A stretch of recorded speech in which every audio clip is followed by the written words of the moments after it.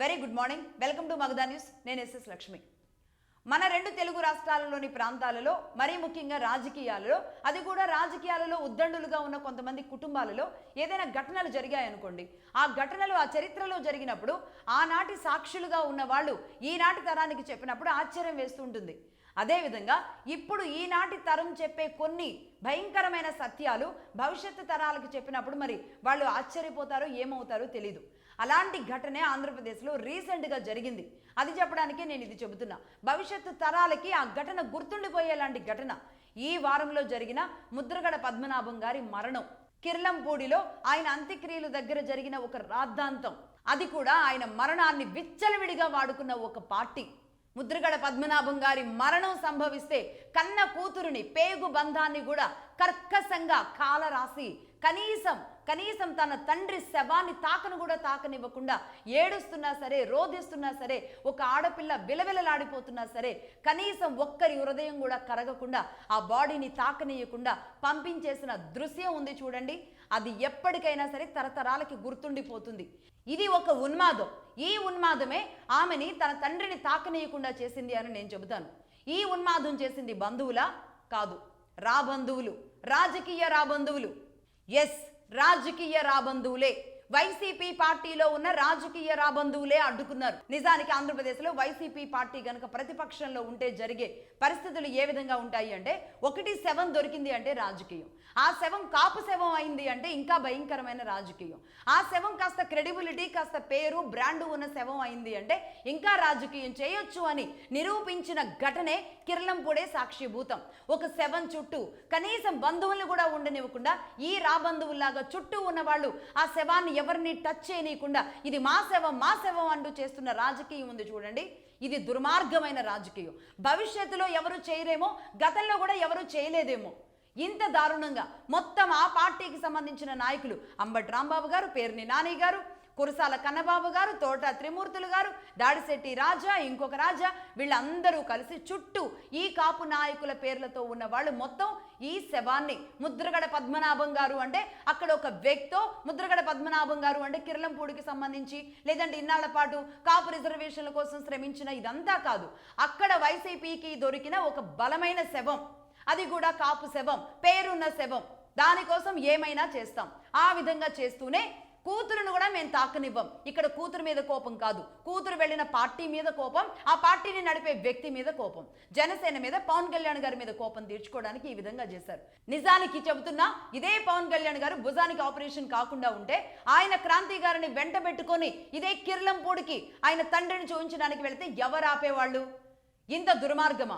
ఆయనకి అక్కడ ఆపరేషన్ జరుగుతుందని తెలిసి ఇక్కడ ఏ విధంగా ఒక డిస్టర్బ్ క్రియేట్ చేయాలో చూసి మొత్తం ఈ శవం మా శవమే, జగన్మోహన్ రెడ్డి గారు వచ్చే వరకు కూడా మేము కాపలాగా ఉంటాము అని చెప్పి ఆయన వచ్చి పాడి మోయడానికి కావలసిన మంది మార్బలంగా చుట్టూ చేరి ఆయన మాత్రమే పట్టుకోవాలి అన్నట్టుగా చేసిన రాజకీయం ఉంది చూడండి.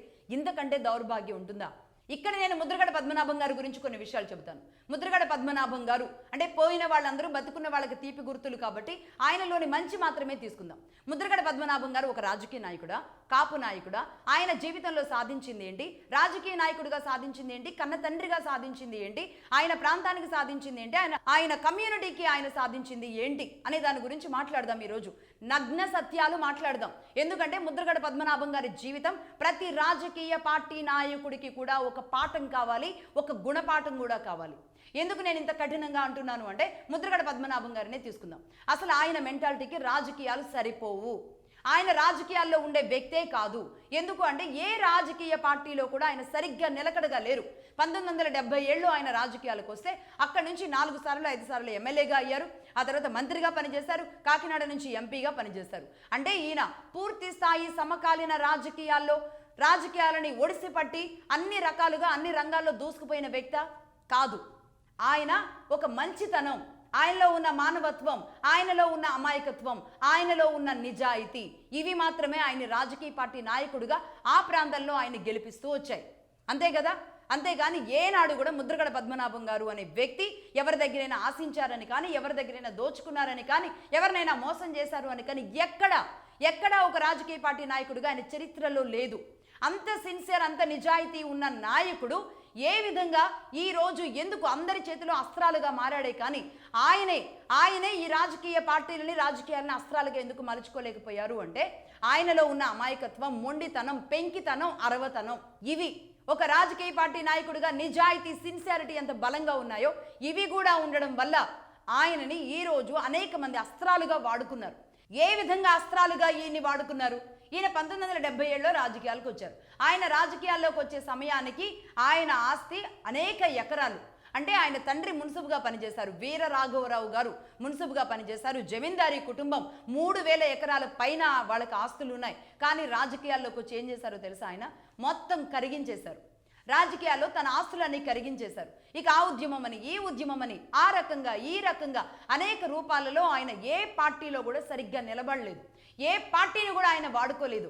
ఆయన్నే ఒక వ్యక్తి చెరబట్టిన తరువాత ఆయన ఎటు కాకుండా అయిపోయారు. అదే వైఎస్ రాజశేఖర రెడ్డి గారు అని నేను చెబుతా. వైఎస్ రాజశేఖర రెడ్డి గారు ఆయన ఉద్యమం చేసినప్పుడు ప్రతిసారి అంటే ఆయన అలగడం, ఏదో విధంగా లోపలికి వెళ్ళడం, తాళాలు పెట్టుకోవడం, మళ్ళీ ఎవరో ఒకళ్ళు వెళ్ళి తాళాలు తీయడం, ఇది ఒక పెద్ద రాష్ట్ర వార్త అవ్వడం. ఆ విధంగా ఆయన ప్రతిసారి అలిగిన ప్రతిసారి ఎవరో ఒకళ్ళు బుజ్జగించడం, మాట్లాడడం, మళ్ళీ బయటకు తీసుకురావడం, ఇలా ఆయన కాపు సామాజిక వర్గానికి ఆయన ఒక ఉద్యమ నాయకుడిగా, ఆయన ఉద్యమ స్ఫూర్తి అని చెబుతున్న తీరు ఏదైతే ఉందో, మరి ఆ ఉద్యమం ద్వారా ఆయన ఏం సాధించారు అంటే కాపు రిజర్వేషన్ల కోసం ఒక కమిటీ ఏర్పాటు చేస్తాము అనేది సాధించారు.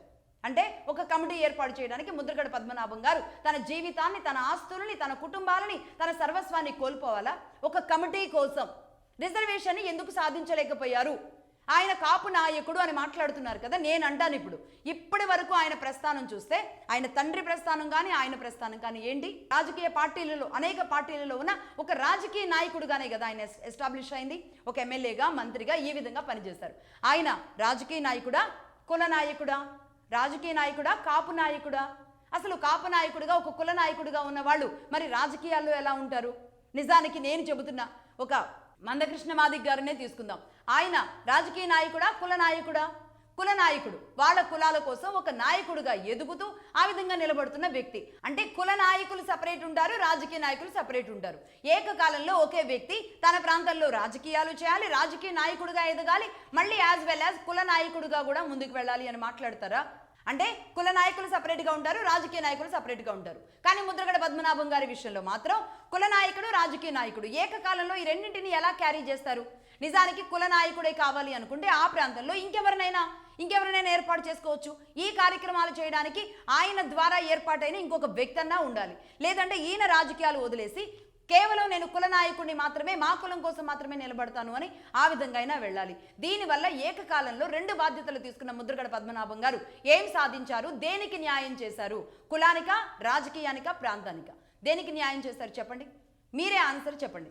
ఈ విధంగా అంటే ఎప్పుడు కూడా రాజకీయాల్లో ఉన్న వాళ్ళు కుల నాయకులుగా మారకూడదు. వాళ్లకున్న పవర్ని ఉపయోగించి వాళ్ళ కులానికి ఏం చేయొచ్చు. కానీ అలా కాకుండా అది వాళ్ళ కులానికి చేసుకుంటారా, వాళ్ళ ప్రాంతానికి చేసుకుంటారా, లేదంటే ఇంకా ఏ కార్యక్రమాలకు చేసుకున్నా సరే ఆ పవర్ అనేది ఆ విధంగా ఉపయోగపడుతుంది. అలా కాకుండా ఈయన ఈ రెండింటిని బ్యాలెన్స్ చేయకపోవడం వల్ల ఎవ్వరికీ ఏం చేసింది లేదు. ఒక కమిటీ కోసం ఆయన జీవితాన్ని, ఆయన ఆస్తులని, ఆయన క్రెడిబిలిటీని అన్నింటినీ కూడా ఈరోజు దారాదత్తం చేశారు. మొత్తం ఆయన శక్తిని అంతా కూడా రాజశేఖర రెడ్డి కుటుంబానికి దారపోశారు అని చెబుతాను. ఆనాడు రాజశేఖర రెడ్డి గారు, ఈనాడు జగన్మోహన్ రెడ్డి గారు. నిజానికి ఆయన ఒక వ్యక్తి మీద ఉన్న కోపాన్ని, ఒక పార్టీ మీద ఉన్న కోపాన్ని ఈ వ్యక్తుల మీద ప్రేమగా, ఈ పార్టీ మీద ప్రేమగా మలుచుకున్నారే కానీ అసలు ఆయన మీద ఎందుకు కోపమో, ఈయన మీద ఎందుకు ప్రేమో ఆయనకు కూడా క్లారిటీ లేదు. ఎందుకు ద్వేషాన్ని పెంచుకున్నారో, ఎందుకు ప్రేమని పంచుకుంటున్నారో కూడా ఆయనకు కూడా క్లారిటీ లేదు. ఏ విధంగా ముందుకు వెళ్లారో కూడా క్లారిటీ లేదు ముద్రగడ పద్మనాభం గారికి. టీడీపీ అధికారంలో ఉన్న ప్రతిసారి కూడా ఆయన లేఖల రూపంలో సంధించేవి ఏవైతే ఉంటాయో నిజంగా అవి చూస్తే కూడా అమాయకత్వంగా కనబడుతూ ఉంటాయి. కానీ ఖచ్చితంగా టీడీపీ అధికారంలో ఉన్నప్పుడు మాత్రం మీరు కావాలంటే లిస్ట్ తీయండి. ఆయన ఏ సభ నిర్వహించినా, కాపుల కోసం ఏ కార్యక్రమాలు తీసుకున్నా కేవలం ఆయన టీడీపీ అధికారంలో ఉన్నప్పుడు మాత్రమే చేస్తారు. రాజశేఖర రెడ్డి గారు కానీ, వైసీపీ ఏపీలో అధికారంలో ఉన్నప్పుడు కానీ ఏనాడు ఆయన నుంచి ఒక విజృంభణ అనేది రాదు, ఆయన తిరగబడ్డం రాదు. ఒకవేళ ఏదైనా లేఖలు ఉన్నా సరే అవి చాలా ప్రేమపూర్వకంగా ఉంటాయి అన్నమాట. వైసీపీ పార్టీకి ఆయన సంధించిన లేఖలు చూడండి, టీడీపీకి సంధించిన లేఖలు చూడండి. వైసీపీ సమయంలో ఆయన ఏం పనులు, ఏం కార్యక్రమాలు కులం కోసమో రాజకీయాల కోసమో చేశారో చూడండి. అదే సమయంలో టీడీపీ అధికారంలో ఉన్నప్పుడు ఏం చేశారో చూడండి. అంటే ఆయన ద్వేషం, ఆయన పగ ఆయన పర్సనల్గా తీసుకొని పనిచేశారే కానీ ప్రాంతం కోసం తీసుకున్నారా, రాజకీయం కోసం తీసుకున్నారా, కుటుంబం కోసం తీసుకున్నారా, కులం కోసం తీసుకున్నారా? ఆయనకి కూడా క్లారిటీ లేదు అని నేను చెబుతున్నా. ముద్రగడ పద్మనాభం గారిని ఇక్కడ చెడ్డగా ముద్రించడం నా ఉద్దేశం కాదు. ఒక రాజకీయ నాయకుడిలో ఒక నిజాయితీ, ఒక సిన్సియారిటీ ఎంత బలంగా ఉంటే ఆ రాజకీయ నాయకుడు రూపం ఇస్తే అది ముద్రగడ పద్మనాభం గారు అవుతారు. ఎట్ ద సేమ్ టైం ఒక అమాయకత్వాన్ని కూడా దానికి రూపానికి అద్దితే అది కూడా ముద్రగడ పద్మనాభం గారే అవుతారు. ఆ అమాయకత్వం వల్ల ఏం సాధించారు అంటే ఈరోజు కుటుంబంలో రాజకీయంగా తన కుటుంబానికి ఏమైనా పదవులు ఇచ్చుకున్నారా? ఆయన ఉండంగానే తన కొడుకో కూతురుకో ఏ విధంగా రాజకీయంగా ముందుకు తీసుకువెళ్లారా? సరే, కూతురు జనసేనలోకి వెళ్ళింది, ఇదే పవన్ కళ్యాణ్ గారి దగ్గరేనా? ఇప్పుడు ఇవాళ రేపు కేవలం రాజకీయ దురుద్దేశాలతో రాజకీయ గేమ్లు ఆడుతూ ఇదే కుటుంబంలోని ఒక్కొక్కరు ఒక్కొక్క పార్టీలో ఉండి అన్ని రకాలుగా అన్ని పదవులు అనుభవించడానికి ఎక్కడైనా సరే మనమే ఉండాలి, మన కుటుంబమే ఉండాలి అని ఆలోచించే దుర్మార్గమైన రాజకీయాల్లో ఆయన ఎంత అమాయకుడు కాకపోతే తన కూతురు అల్లుడు ఈయనకి సంబంధం లేదు, ఆ విధంగా వాళ్ళ ఇంటికి సంబంధించి వాళ్ళు ఒక పార్టీకి వెళితే ఆ పార్టీని తప్పుపడుతున్న విధానం ఉంది చూడండి. ఇది ఆయన అమాయకత్వం అని చెప్పడానికి ఇదే పెద్ద నిదర్శనం. నిజంగా ముద్రగడ పద్మనాభం గారు కాపు రిజర్వేషన్ల విషయంలో ఇన్నాళ్ల పాటు ఎందుకు రాష్ట్రాన్ని అతలాకుతలం చేస్తూ వచ్చారు, ఎందుకు ఒక అన్రెస్ట్ క్రియేట్ చేసేలాగా ప్రతిసారి చేసుకుంటూ వచ్చారు అనేది నాకు ఎప్పుడూ ఉండేది. కానీ ఏనాడైతే ఆయన కూతురు విషయంలో అంత కఠినంగా వ్యవహరిస్తూ జనసేన పార్టీలోకి వెళ్లడం ద్వారానే కూతురుని వ్యతిరేకిస్తున్నాను అనడం ఉంది చూడండి. మొత్తం ఈ 2 తెలుగు రాష్ట్రాల్లో మొత్తం మీరు ఒకసారి ఆ లిస్టు తీయండి. ఎవరైనా అలా చేస్తారా? రాజకీయం చేసేవాళ్ళు ఎవరు అలా చేయరు. కాబట్టి ఈయన రాజకీయం చేయలేదు, ఆయన మనస్సుతో పనిచేశారు. కాబట్టి ఆ మనసుకి గాయం తగిలినప్పుడల్లా ఆయన అలిగి లోపలికి వెళ్తారు. అది కుటుంబ సభ్యులు కావచ్చు, వేరే ఏ పార్టీ కావచ్చు, ఏ వ్యక్తులు కావచ్చు. అంటే ఆయన మనసుతో పనిచేయడం వల్ల వచ్చిన సమస్య అని చెప్పడానికి నేను ఇదంతా చెబుతున్నా. రైట్, ఇది ఇలా ఉంటే ఇక కాపు రిజర్వేషన్ల విషయానికి వద్దాం. ముద్రగడ పద్మనాభం గారు కాపు రిజర్వేషన్లను ఎందుకు సాధించలేకపోయారు? ఆయన ఎప్పుడు జనతా పార్టీలో గెలిచిన తర్వాత రాజశేఖర రెడ్డి గారి సమయం నుంచి ఆయన కోట్ల విజయభాస్కర్ రెడ్డి గారి సమయం నుంచి ఒక కమిటీ వేసే వరకు ఒక రకంగా ఈ కాపు రిజర్వేషన్లు మాకు కల్పించాల్సిందే, మమ్మల్ని బీసీలో చేర్చాల్సిందే అని ఒక ఉద్యమాన్ని చేపట్టారు. ఎందుకు ఇన్నాళ్ళైనా సరే కాపు రిజర్వేషన్ రాలేదు నాకు చెప్పండి ఎవరైనా? ఇప్పటికీ కూడా అక్కడక్కడ పనికి మాలిన వాళ్ళు, కనీస నాలెడ్జ్ లేని వాళ్ళు మేము కాపు రిజర్వేషన్ తీసుకొస్తాం, లేదంటే జగన్మోహన్ రెడ్డి గారు కాపు రిజర్వేషన్ ఇస్తే మేము అటు వెళతాం, లేదంటే టీడీపీ కాపు రిజర్వేషన్ ఇస్తే మేము ఇటు వస్తామని మాట్లాడుతున్న వాళ్ళు ఉన్నారు కదా. నేను ఇప్పుడు చెబుతున్నా, మగధా న్యూస్ డే 1 నుంచి చెబుతూనే ఉంది, కాపు రిజర్వేషన్ అంశం అనేది జరగదు. తల్లకిందులైన ఇంకొక 500 సంవత్సరాల పాటు ఉద్యమం చేసిన కాపు రిజర్వేషన్, కాపులను బీసీలోకి చేర్చడం అనేది జరగదు. రాసి పెట్టుకోండి. ఎందుకు నేను ఈ మాట అంటున్నాను అంటే కాపులు ఏ స్థానాల్లో ఏ విధంగా బ్రిటిష్ వాళ్ళు ఉన్న సమయం దగ్గర నుంచి కూడా బ్రాహ్మణులతో పాటు ఆ స్థానంలో ఉన్నది కాపులు మాత్రమే. మొట్టమొదటిగా భారతదేశంలో రిజర్వేషన్లు పెట్టింది ఎవరు? ఈ బ్రిటిష్ వాడు పెట్టినప్పుడు ఎవరెవరికి ఇచ్చాడు రిజర్వేషన్లు? ఎవరికి ఇవ్వలేదు రిజర్వేషన్లు? బ్రాహ్మణులకు కాపులకు తప్ప అందరికీ రిజర్వేషన్లు ఇచ్చాడు. ఎస్సీలకు సపరేట్గా రిజర్వేషన్ ఇచ్చారు, ముస్లింలకు సపరేట్గా రిజర్వేషన్లు ఇచ్చారు, మిగతా అన్ని కులాలకు కలిపి ఒక రిజర్వేషన్ ఇచ్చారు. అన్ని కులాలు అంటే అందరూ వస్తారు. బీసీలు అన్ని కులాలు అందులోనే ఉంటాయి, ఓసీ అన్ని కులాలు అందులోనే ఉంటాయి. ఎస్సీలు సపరేట్గా ఉన్నారు, ముస్లింలు సపరేట్గా ఉన్నారు. మొత్తం 4 భాగాలు చేస్తారు. ముస్లింలు ఒకటి, ఎస్సీలు ఒకటి, మొత్తం అన్ని కులాలు కలిసి ఒకటి, బ్రాహ్మణులు కాపులు ఒకటి. బ్రాహ్మణులు కాపులకు మాత్రం రిజర్వేషన్ ఇవ్వలేదు. కూడదు మాకు ఇవ్వాల్సిందే అని చెప్పేసి వీళ్ళు పట్టుబట్టడంతో 2 ఏళ్ళు వాళ్ళు ఫైట్ చేసిన తర్వాత 3వ ఏడాది వీళ్ళని తీసుకొచ్చి మళ్ళీ మిగతా కులాలన్నిటితో పాటు రిజర్వేషన్ పెట్టారు. దాన్నే నాన్ బ్రాహ్మణ్ రిజర్వేషన్ అంటారు. అంటే బ్రాహ్మణులు ఒక్కళ్ళకి తప్ప మిగతా అందరూ కూడా అన్ని కులాలు కలిపి ఒక రిజర్వేషన్ కిందకు వచ్చారన్నమాట. నిజానికి కాపులకు ఎందుకు ఇవ్వలేదు అంటే అప్పుడు వాళ్ళు ఆర్మీలో చాలా పెద్ద పొజిషన్స్ లో ఉన్నారు, అప్పటికే చాలా పెద్ద స్థానాల్లో ఉన్నారు. ఎంతమంది గొప్ప వ్యక్తుల గురించి నేను చెప్పాను, ఎంతెంత మంది గురించి చెప్పాను. 1919లో 1820s లోనే ఎంత గొప్ప, మళ్ళీ చెబుతాను, ఎంతమంది గొప్ప వ్యక్తులు ఉన్నారు. అలాంటి వాళ్ళు అందరూ ఉండంగా అంటే ఆ కులంలో ఉన్న వాళ్ళు ఫీమేల్ ఎడ్యుకేషన్లో కూడా వాళ్ళు చాలా ముందున్నారు. మొత్తం ఎడ్యుకేషన్లో వాళ్ళ పర్సంటేజ్ అనేది టాప్లో ఉంది. బ్రాహ్మణుల తర్వాత దక్షిణ భారతదేశంలో కాపులే బాగా చదువుకున్న వాళ్ళు ఉన్నారు. ఈ పారామీటర్స్లోనే రిజర్వేషన్స్ ఇస్తారు. కాబట్టి వీళ్ళు అన్ని రకాలుగా బాగున్నారు కాబట్టి వాళ్ళకి ఆ రిజర్వేషన్ ఇవ్వలేదు. అయినా సరే మాకు ఇవ్వాల్సిందే అని మొండి పట్టడంతో ఆ రకంగా వీళ్ళని తీసుకువెళ్ళి మిగతా కులాలతో కూడా కలిపారు. ఆ విధంగా వీళ్ళకి రిజర్వేషన్ వచ్చింది తప్ప బ్రిటిష్ వాడు రిజర్వేషన్ ఇచ్చాడు, ఆ రిజర్వేషన్ మాకు ఇవ్వండి అని చెబుతున్నది ఏదైతే ఉందో ఇక్కడ ఉన్న కాపుల్ని అమాయకుల్ని చేయడమే ఇది. ఈ మాట అంటున్నారు అంటే అది అమాయకులు చేయడమే. ఇక అలాగే నెంబర్ 2, ఇండిపెండెన్స్ వచ్చింది, స్వాతంత్రం వచ్చింది, ఓసీలను సపరేట్ చేశారు. అందులో భాగంగా కాపులు వచ్చారు, కోమట్లు వచ్చారు, కమ్మలు వచ్చారు, రెడ్లు వచ్చారు, రాజులు వచ్చారు, బ్రాహ్మణులు వచ్చారు. అందరూ కూడా ఈ ఓసీ కులాల్లోకి వచ్చేసారు. వచ్చేసిన తర్వాత వీళ్ళకి రిజర్వేషన్లు లేవు. బట్ అక్కడ ఇక్కడ అడపాదడప అనేక రాష్ట్రాల్లో ఉన్న పరిస్థితులలో మాకు ఓసీల్లో కూడా పేదలు ఉన్నారు కాబట్టి మాకేదో ఒక రిజర్వేషన్ ఇవ్వండి అని దాదాపుగా 1950 నుంచి రాజ్యాంగం రాసిన దశకం దగ్గర నుంచి కూడా ఈ రిజర్వేషన్ల మీద దేశవ్యాప్తంగా ఎక్కడో అక్కడ ఏదో ఒక అలజడి జరుగుతూ ఉంది. ఈ జరుగుతున్న క్రమంలో మొన్న 2014-15 సమయంలో మోడీ గవర్నమెంట్ వచ్చిన తర్వాత, ఎన్డీఏ గవర్నమెంట్ వచ్చిన తర్వాత ఈడబ్ల్యూఎస్ తీసుకొచ్చారు, ఎకనామిక్ వీకర్ సెక్షన్ తీసుకొచ్చారు. ఇందులో ఏంటి, ఓసీలకి సంబంధించి ఓసీలకి 10% అనేది రిజర్వేషన్ ని కేటాయించడం జరిగింది. 10%. అది కూడా మళ్ళీ ఆంధ్రప్రదేశ్కి వచ్చే వరకు ఆ 10%లో కూడా 5% కాపులకే ఇవ్వాలి అని చంద్రబాబు నాయుడు గారు 2014 to 2019 మధ్యలో కాపులకి 5% రిజర్వేషన్ ఇచ్చారు. ఇది కథ కమిషన్ కాపుల రిజర్వేషన్కి సంబంధించి. ఇదంతా ముద్రగడ గారికి తెలుసు, కాపు నాయకులు కొంతమంది కీలకమైన నాయకులకి తెలుసు. కానీ అమాయకులుగా ఉన్న వాళ్ళకి మమ్మల్ని బీసీల్లో చేర్చండి అంటూ మాట్లాడుతూ ఉంటారు చూడండి. ఇది దౌర్భాగ్యం. ఇది జరగదు అని తెలిసి కూడా మాట్లాడుతూ ఉంటారు చూడండి. అదేమంటే బ్రిటిష్ వాడు మాకు ఇచ్చాడు అని మాట్లాడుతున్నారు కదా. బ్రిటిష్ వాడు ఇచ్చిందే తీసుకోవాల్సి వస్తే కాపులకు మాత్రమే కాదు, ఇప్పుడు కమ్మలకు, రెడ్లకు, క్షత్రియులకు, వైశ్యులకు అందరికీ వస్తుంది. మరి ఒక్క బ్రాహ్మణులు తప్ప అందరూ మరి మాకు కావాలంటారు. సాధ్యమవుతుందా భారతదేశంలో?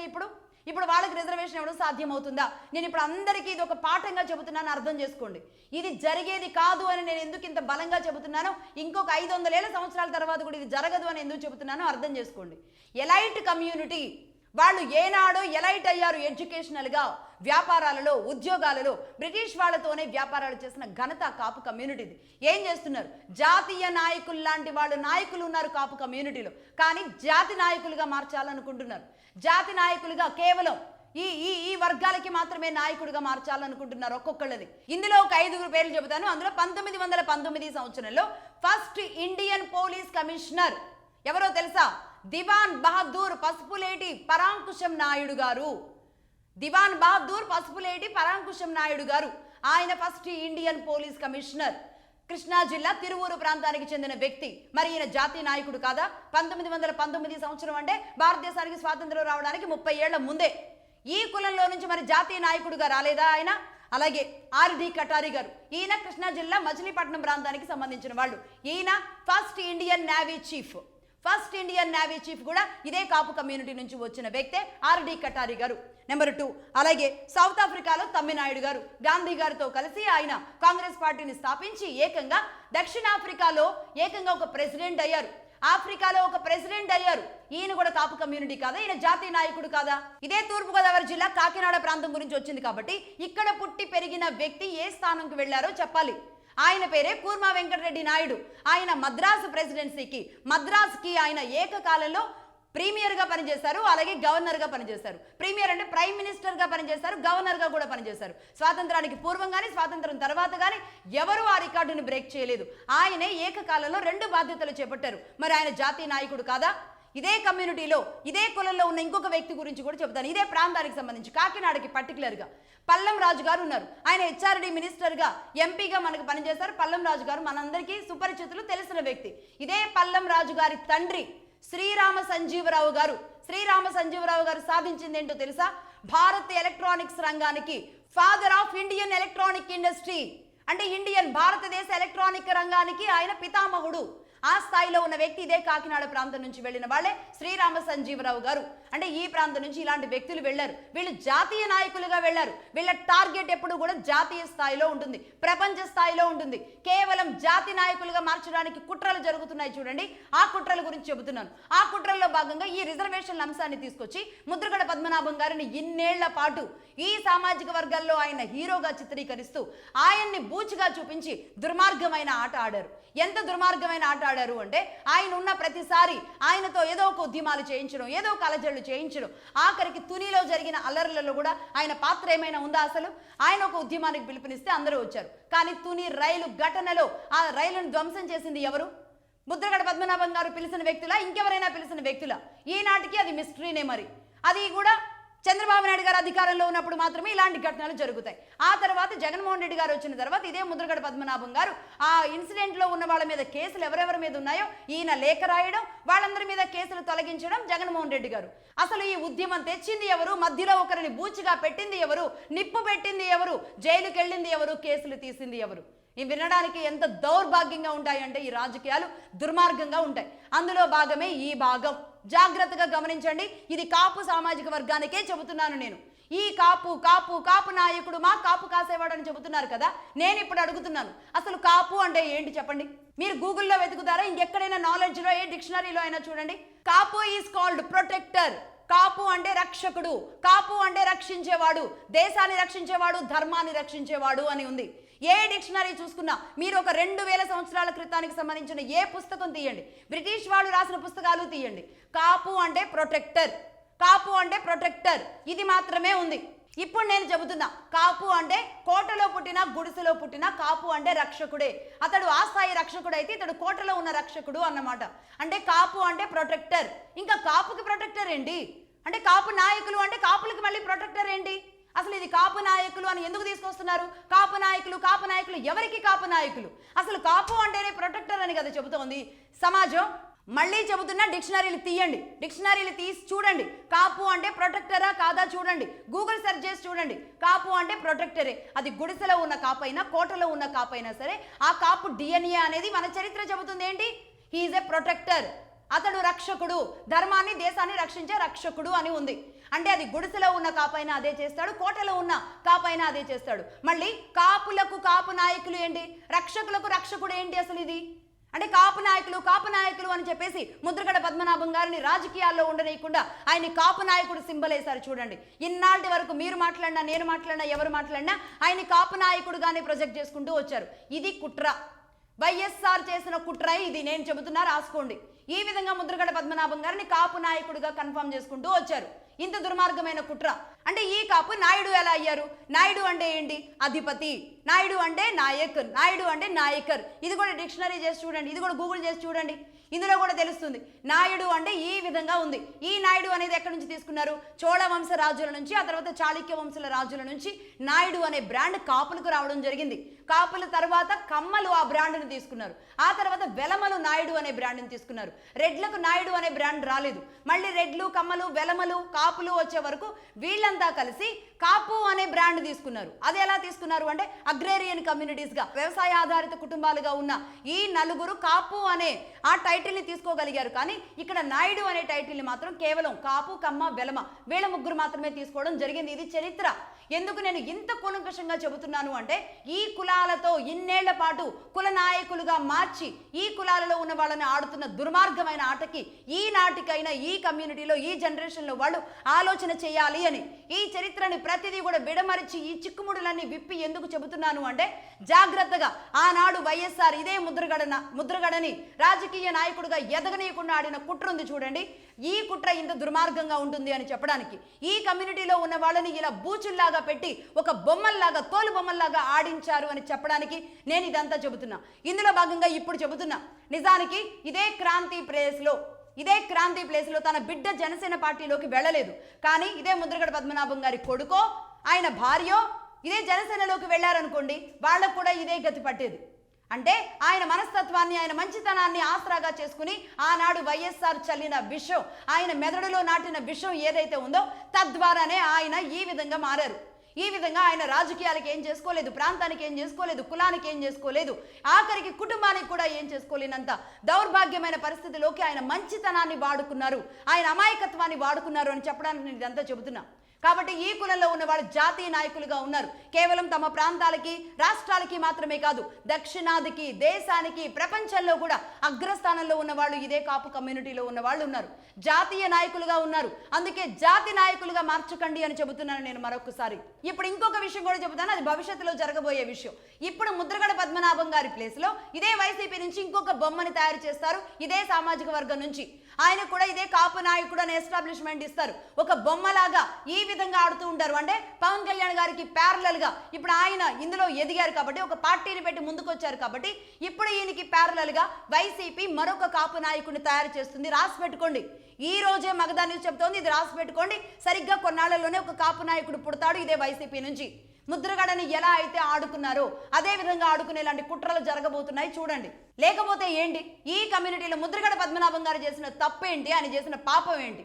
ఆయన శవంతో కూడా ఆటల ఇంత దుర్మార్గమా? అంటే రాజకీయాలకి మాకేది అతీతం కాదు, మా శవం ఇది మాకు సంబంధించిన శవం, మా కాపు శవం, మా ముద్రగడ శవం, మా వైసీపీ శవం. మరణించిన తరువాత కూడా అదే కాపు కమ్యూనిటీ కాబట్టే కదా ఇంత దుర్మార్గంగా ఆటలాడారు. ఇంకే కమ్యూనిటీ అయినా సరే ఇంత ఆట ఆడనిస్తారా? అసలు ఆ కుటుంబాలు రాణిస్తారా? ఇంత దుర్మార్గంగా అక్కడ చుట్టుపక్కల అంతమంది ఉన్నారే, వాళ్ళలో ఎవరు జనసేనకు ఓటేసిన వాళ్ళు లేరా? జనసేన కోసం వెళ్ళిన వాళ్ళు ఎవరు లేరా? కేవలం ఇక్కడ క్రాంతి గారిని అడ్డుకోవడంలో కుట్ర ఏంటి? ఇది కాస్త రాష్ట్ర ఇష్యూ అవ్వాలి, ఇది రాష్ట్రం అంతా చూడాలి. ఇక్కడ క్రాంతి గారు జనసేనలోకి వెళ్ళడం తప్పు అనేది అందరూ భావించాలి. కాపులంతా జనసేనకి వెళ్ళకూడదు అనేది ముద్ర వేయాలి. ఎవరు వెళ్ళినా సరే ఇలానే ఉంటుంది వాళ్ళ బతుకు అని చూపించాలి.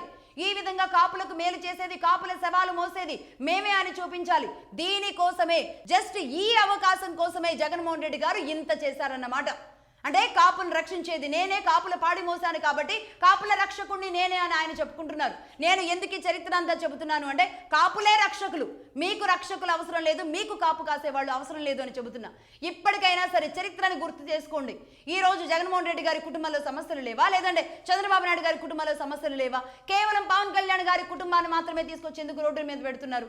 ప్రతిరోజు పవన్ కళ్యాణ్ గారి కుటుంబాన్ని మాత్రమే ఎందుకు రోడ్డు మీద పెడతారు? పవన్ కళ్యాణ్ గారి కులాన్ని మాత్రమే పదే పదే ఎందుకు మాట్లాడతారు? పవన్ కళ్యాణ్ గారి కులానికి సంబంధించిన వాళ్ళు మరణించినప్పుడు మాత్రమే ఇది రాష్ట్ర సమస్యగా ఎందుకు చేస్తున్నారు? ఆఖరికి ముద్రగడ పద్మనాభం గారి మరణాన్ని కూడా ఇంత దారుణంగా ఎందుకు వాడుకున్నారు? అంటే ఈ కాపుల అమాయకులు కాబట్టి ఈ అవకాశాన్ని తీసుకొని జగన్మోహన్ రెడ్డి గారు ఆడే ఆట అంతా కూడా కాపుల టార్గెట్, ఆ విధంగా తయారు చేసుకుంటూ ఉంటారు. కాబట్టి నేను మళ్ళీ చెబుతున్నా, కాపులు ధర్మ రక్షకులు, కాపులు దేశ రక్షకులు. మీరు ఆ విధంగానే ఆలోచించండి. ఎవరైతే ధర్మం కోసం నిలబడతారో, ఎవరైతే దేశం కోసం నిలబడతారో అలాంటి వాళ్ళ పక్షాన్ని నిలబడండి. కానీ ఈ రోజు మీ జాతిని తక్కువ చేస్తూ, మీకు రిజర్వేషన్లు కావాలి, మీరు తక్కువగా ఉన్నారు అని మిమ్మల్ని ఒక బూచిల్లాగా ఆడుకుంటున్న వాళ్ళకి ఆట వస్తువులు కాకండి అని మగధా న్యూస్ మరొకసారి రిక్వెస్ట్ చేస్తోంది. ఇక్కడ క్రాంతి గారికి జరిగిన అన్యాయం ఏదైతే ఉందో అది రేపు మీ కుటుంబాలకి కూడా రావచ్చు. ఎవరు ఏ పార్టీలోకి వెళ్ళాలి, ఏ పార్టీలో పదవులు తీసుకోవాలి, ఎవరు ఏ విధంగా ఉండాలి అనేది వాళ్ళ స్వయం ఆలోచన ఉంటుంది. వాళ్ళు సొంత పార్టీ పెట్టుకుంటారా, ఇంకేదన్నా పార్టీ కోసం పనిచేస్తారా అని. ఈ విధంగా కుటుంబ సభ్యులు కాకుండా అక్కడ అడ్డుకున్న వాళ్ళు బంధువులు కాకుండా రాజకీయ రాబందులు ఉన్నారు చూడండి. ఇది చరిత్ర గుర్తుంచుకోవాల్సింది. ఇది కాపులు గుర్తుంచుకోవాల్సింది. ముద్రగడ గారి మరణాన్నే గుర్తుంచుకోవాలి. ముద్రగడ గారి మరణం ఇంత దారుణంగా, ఆఖరికి ఆయనకి ప్రభుత్వ లాంఛనాలతో అక్కడి కార్యక్రమం జరుపుతుంటే కూడా ప్రభుత్వ లాంఛనాలు జరగకూడదు అని అడ్డుకున్న దుర్మార్గం ఉంది చూడండి. ఇది ఇంకా అసహ్యం. నేను ఒక్కటే సూటిగా అడుగుతున్నా, జరుగుతున్న పరిణామాలన్నింటినీ కూడా క్యాలిక్యులేట్ చేసుకోండి. క్రాంతిని రానివ్వకుండా ఉండడం కానీ, ప్రభుత్వ లాంఛనాలతో అంత్యక్రియలు నిర్వహిస్తుంటే వాటిని అడ్డుకోవడం కానీ, ఆ విధంగా కాపు రిజర్వేషన్ అనే అంశాన్ని పెద్దది చేయడం కానీ, ఈడబ్ల్యూఎస్ వచ్చిన తర్వాత కూడా మాకు రిజర్వేషన్ల అంశమే ప్రధాన అంశంగా ఆంధ్రప్రదేశ్లో మాత్రమే జరగడం కానీ, ఇవన్నీ కుట్రలే. ఏ కులానికి సంబంధించి మాకు రిజర్వేషన్ కావాలి అని, ఏ ఓసీ కమ్యూనిటీలో ఉన్న వాళ్ళు మాకు బీసీలు కావాలి అని ఈనాటి వరకు పక్కనున్న తెలంగాణలో కానీ, కర్ణాటకలో కానీ, తమిళనాడులో కానీ, కేరళలో కానీ, అసలు భారతదేశంలో ఏ కులం కూడా ఈడబ్ల్యూఎస్ వచ్చిన తర్వాత ఓసీ కులాలన్నీ కూడా సైలెంట్గా వాళ్ళ గవర్నమెంట్ వాళ్ళకి ఏం రిజర్వేషన్లు వస్తే ఎలా ముందుకు వెళ్ళాలి అనే పనుల్లో ఉన్నారు. కేవలం ఆంధ్రప్రదేశ్లో మాత్రమే ఈ రిజర్వేషన్లను అడ్డం పెట్టి జగన్మోహన్ రెడ్డి గారు ప్రతిసారి, టీడీపీ వచ్చిన ప్రతిసారి దీనిని అస్త్రంగా మలుస్తున్నారు. ఆనాడు టీడీపీ వచ్చిన 14 నుంచి 19 వరకు అలాగనే చేస్తారు. మళ్ళీ 19 నుంచి 24 వరకు సైలెంట్గా ఉన్నారు. మళ్ళీ ఇప్పుడు ఈ అంశాన్ని తీసుకురావడానికి అనేక రకాల మీటింగులు పెట్టించి రకరకాల గందరగోళాలు చేస్తూ ఉన్నారు ఈ కులంతో. ఇది నెంబర్ 1. క్రాంతిని దూరం చేశారు అంటే ఇది కేవలం ఒక్క క్రాంతి కాదు, ఇదే కాపు కమ్యూనిటీలో ఉన్న ప్రతి ఆడపిల్లను కూడా, ఏ ఆడపిల్ల ఇంకొక పార్టీకి వెళ్ళినా సరే ఇదే గతి అన్నట్టుగా చూపించారు. నెంబర్ 2, అలాగే అంత్యక్రియల విషయంలో ఎక్కడైనా ప్రభుత్వ లాంఛనాలతో అంత్యక్రియలు నిర్వహిస్తుంటే ఆపిన దాఖలాలు ఎక్కడైనా ఉన్నాయా? భారతదేశం మొత్తంలో ఎక్కడైనా ఉన్నాయా? ఇంతకంటే దుర్మార్గమైన ఆట ఉంటుందా? ఎక్కడుంది? మన్మోహన్ సింగ్ గారు మరణించినప్పుడు ఇదే బీజేపీ నాయకులందరూ కూడా ఆ కార్యక్రమం దగ్గరికి వెళ్ళి ప్రభుత్వ లాంఛనాలతో కార్యక్రమం నిర్వహించారా లేదా? జయలలిత గారు మరణమో, లేదంటే ఆ తర్వాత ఇదే కరుణానిధి చనిపోయినప్పుడు జయలలిత గారు కూడా ఆ కార్యక్రమాన్ని గౌరవంగా నిర్వహించారా లేదా? అంటే ఇంతకంటే ప్రత్యర్థుల ముద్రగడ గారికి చంద్రబాబు నాయుడు గారు అంతకంటే ప్రత్యర్థుల, కరుణానిధి జయలలిత కంటే కూడా ప్రత్యర్థుల? ఇంత దుర్మార్గమైన ఆంధ్రప్రదేశ్లో మాత్రమే ఆడుతున్నారు. ప్రభుత్వ లాంఛనాలతో కూడా జరగనీయకుండా జరిగిన కుట్ర ఉంది చూడండి, ఇదే పెద్ద నిదర్శనం. ఇప్పటికైనా సరే కాపులు అర్థం చేసుకోకపోతే, మేము ధర్మ రక్షకులం, దేశ రక్షకులం అనేది వాళ్ళగా వాళ్ళు తెలుసుకోలేకపోతే ఇంకా ఎవరూ ఏం చేయలేరు, ఎవరూ బాగు చేయలేరు. That's all for now.